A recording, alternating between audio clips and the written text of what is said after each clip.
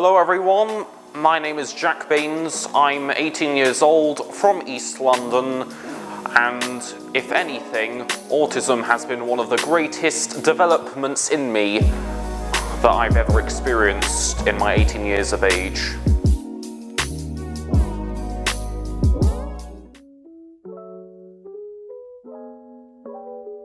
Very key advice is to be transparent and very, very respectful of their own problems. I think that could be obvious, but you'd be surprised at how many times they fail, or should I say misunderstand that, because oftentimes autism can be misunderstandable, and because I say my own autism is very, very unique to me as a person, it's not like it would be the same for other people. But also, I think you need to give them space and time. In fact, very, very clear, very, very quiet space of their own in which they can, an environment in which they can work. I know this with very, very good confidence, because at my current sixth form, which apparently used to be part of, in my tutor group there is also happens to be an autistic student among them, who is also in a way highly functioning autistic, but in this day and age can be a lot more shy. I mean, as shy as I used to be in situations, yeah, but not really vocal as a person. My tutor at that time in year 12, who just happened to be the deputy Senko, had realised that this was, realised that he wasn't really putting as much effort into, at least not speaking much, not giving his all-in participation, and wanted to see if there was a possibility. Especially at that time though, my group was generally a very, very talkative group, more than I previously had in terms of tutor groups. It was a very, very bit of a problematic environment for him because there was a lot of loud noise, especially for the morning anyway.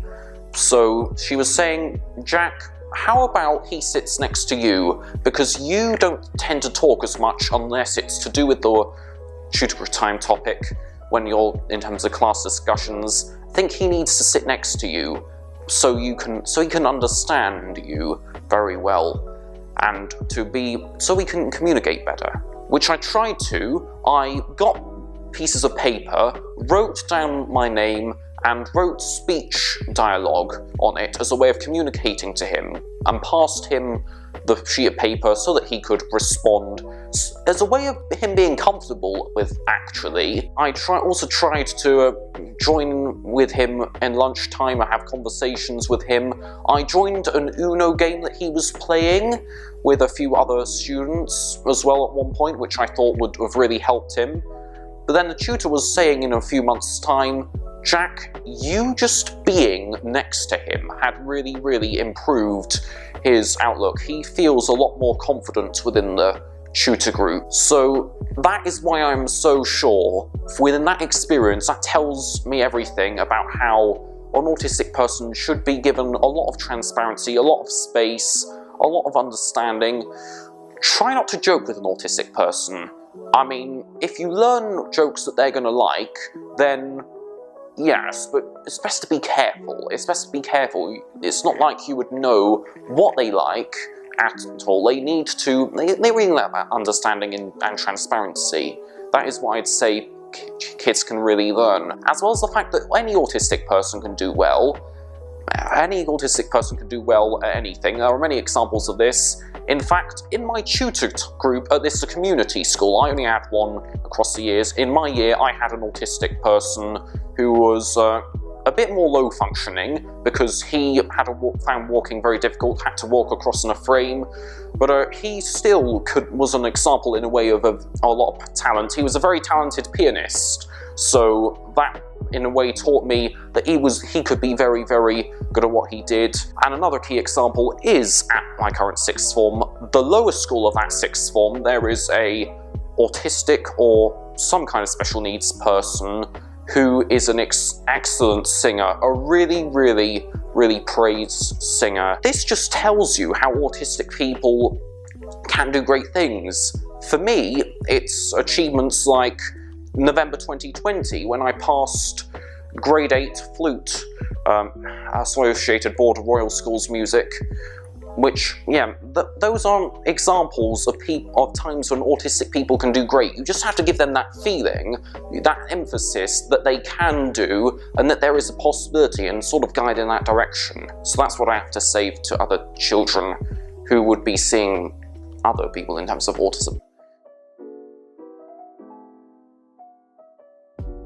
So I mainly start simple. I'd say good morning, because that was how shy he was. He really wasn't able to say good morning. It was even difficult to get hand gestures out of him, because that was how he wasn't feeling as confident. So I started with good morning. Often his speech would be very short, and sometimes not as legible, but I think I could read it, and it was very... I had to start simple. I had to ask him particular questions. I wanted to see if there was a chance of him being, wanted to know whether he was feeling okay. He wrote that he was tired, went to bed at 11 o'clock, perhaps, and other key ideas that taught me about him that I don't think the tutor would have understood, because she wouldn't have used that tactic, and I think it would have connected with him better in a way that was more comfortable to him, because I knew talking about long topics and talking generally to him may be a bit too hindering and overwhelming for him.